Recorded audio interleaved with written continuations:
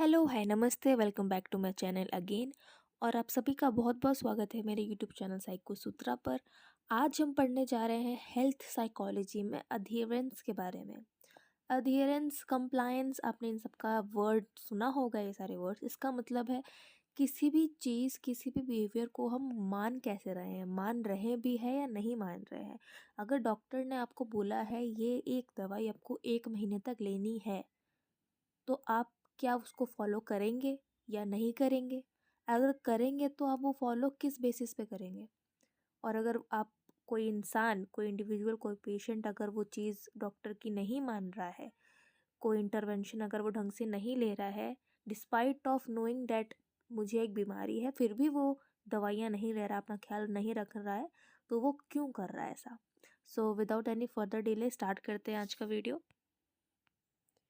It is refers to the extent to which an individual's behavior corresponds to medical or health advice, such as taking medicines, दवाई ले रहे हैं या नहीं ले रहे, फॉलोइंग अ डाइट, जो भी आपको प्रिस्क्राइब किया गया है, engaging in exercise or not, or attending therapy sessions or not. It is a critical concept because adherence affect the efficacy of the treatment and overall health outcomes of an individual. Health outcomes of an individual से क्या मतलब है? अगर आप दवाई नहीं लेंगे तो जो रिजल्ट दिखना चाहिए था, जो आप ठीक होने चाहिए थे, जो आप ओवरकम होने चाहिए थे उस डिजीज से या उस डिसऑर्डर से, वो नहीं होगा। की कॉन्सेप्ट अगर इसमें हम देखें तो उसमें मेनली 3 चीज़ों के बारे में देखते हैं। पहला है मेडिकेशन अधेरेंस, दूसरा है बिहेवियरल और तीसरा है थेरेप्यूटिक। मेडिकेशन अधेरेंस की बात करें तो हमें डॉक्टर दवाइयाँ देते हैं, करेक्ट कुछ डोजेस देते हैं, इतने टाइम पे सुबह शाम एक एक गोली, दो दो गोली, रात को एक सिरप, ये पीना है, वो मेडिकल अधेरेंस हो गया, राइट।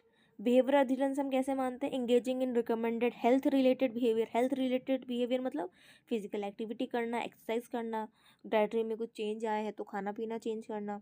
थेरेप्यूटिक अधेरेंस, हमें प्रिस्क्राइब किया गया है कि हम डायग्नोस है किसी मेंटल हेल्थ इश्यू से और हमको बोला गया है कि आप जाके सेशंस लीजिए, थेरेपी लीजिए, काउंसलिंग लीजिए, और हम वो ले रहे हैं या नहीं ले रहे हैं, राइट।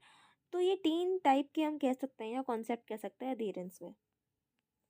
अब कौन कौन से फैक्टर्स हैं जो इसे अफेक्ट करते हैं? Patient related factors, treatment related, provider patient and social and environmental factors. Of course patient related कैसा हुआ? पेशेंट का जो बिलीफ है, belief about illness and treatment, motivation, health literacy and emotional wellbeing.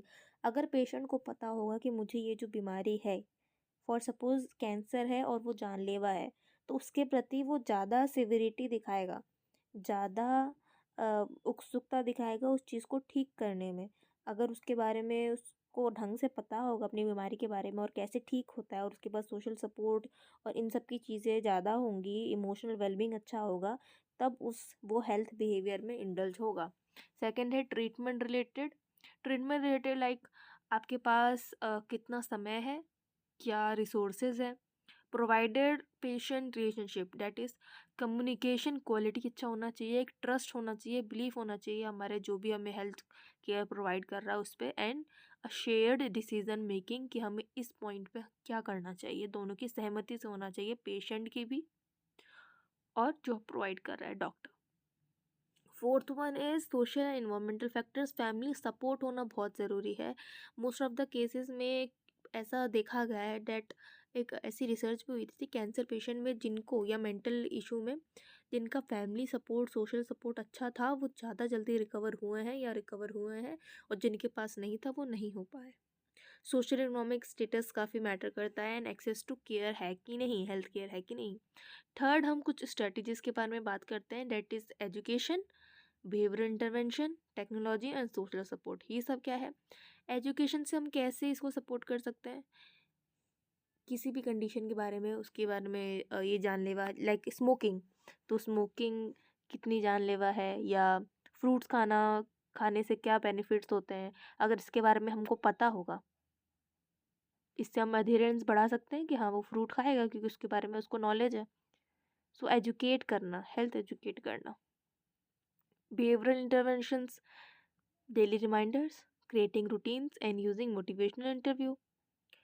Technology, आजकल काफ़ी mobile apps आ गए हैं जो आपका शुगर चेक करते हैं, आपके डेली स्टेप्स कितने चले आपने, कितनी कैलोरीज बर्न किया है, ये सब नोट करता है। Reminders, notepad, telemedicine for monitoring and support, social support that is engaging with your family, friends and community networks. So I hope आपको ये छोटा सा क्रिस्प और डिटेल वीडियो समझ में आया होगा, पसंद आया होगा। इस चैनल पे मैं ज़्यादा बकवास ना करके, ज़्यादा इधर उधर की बातें ना करके, आपको कम समय में ज़्यादा से ज़्यादा कंटेंट और समझाने की कोशिश करती हूँ। अगर आपको आज का वीडियो पसंद आया हो, प्लीज़ लाइक कीजिए, कमेंट करके प्लीज़ बताइए आपको कैसा लगा। It would be really great. And thanks for watching. Next video में मिलते हैं। आप स्वस्थ रहिए, सुखी रहिए।